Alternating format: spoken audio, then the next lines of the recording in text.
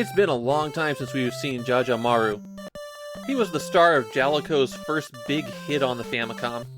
And then he had a sequel, but that sequel was released in August of 1986. In terms of Famidaily episodes, that was 11 months ago. So with that long delay for such a big series, what has Jalico revived Jajamaru for? A very generic Dragon Quest clone. And when I say Dragon Quest clone, I mean Dragon Quest 1. We don't often see Dragon Quest copies this blatant. A lot of the developers that are following in Chunsoft's footsteps at least try to put their own spin on things. There's exactly one thing that Jajamaru Ninpou Chou does differently from Dragon Quest.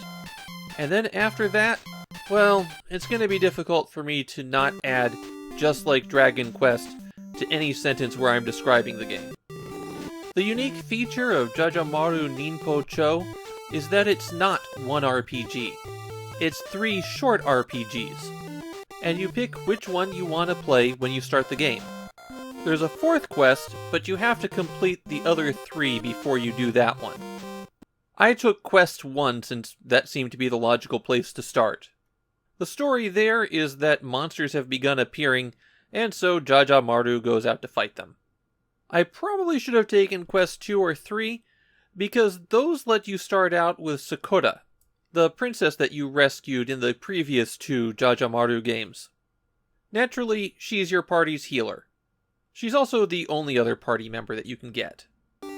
Once you've got your quest, you're automatically moved to the first town, where you can buy your equipment, and then start grinding up some levels. These monsters seem awfully familiar for some reason. One other small difference with Jajamaru Ninpou Chou is that there are buildings in the overworld. Sometimes there's just an inn sitting out there by itself. And Sun Wukong hangs out around towns, offering to transport you to different locations. After you build up a little, you'll head off to fight the first boss, and there's a dungeon. I hope it's not a complicated one. Oh, well, fighting that boss wasn't too tough. You've got ninja arts, which are basically magic, and you gain them at certain levels or after defeating certain bosses. The first one you get is a heal spell, while defeating this guy will get you a harm spell. In towns, you can save your progress by going to a shrine. There you're given a very, very long password.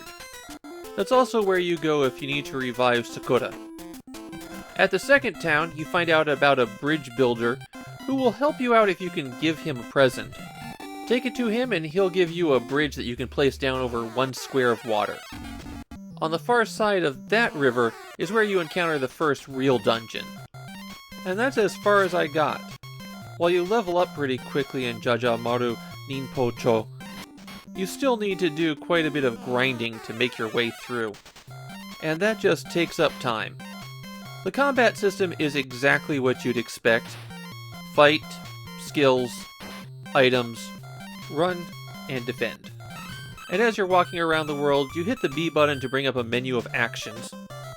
Talk, skills, items, and search. To bring up your stats, you have to hit the select button.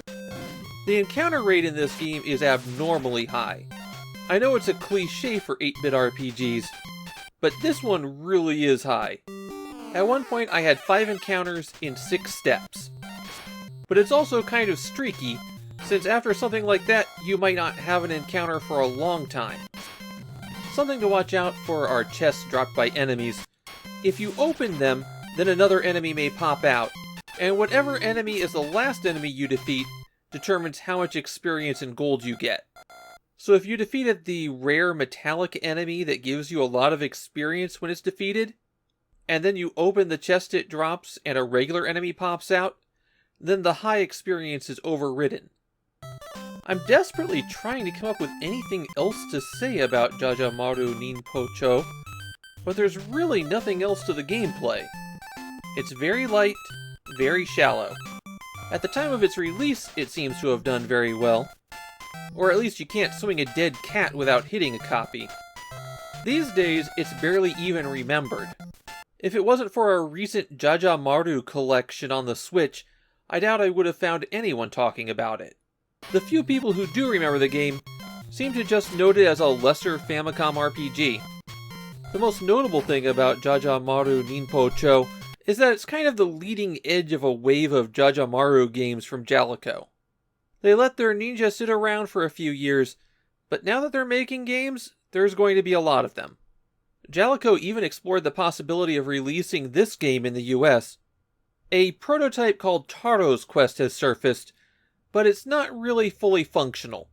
It's mostly translated, but you'll find things like the scripting not working properly.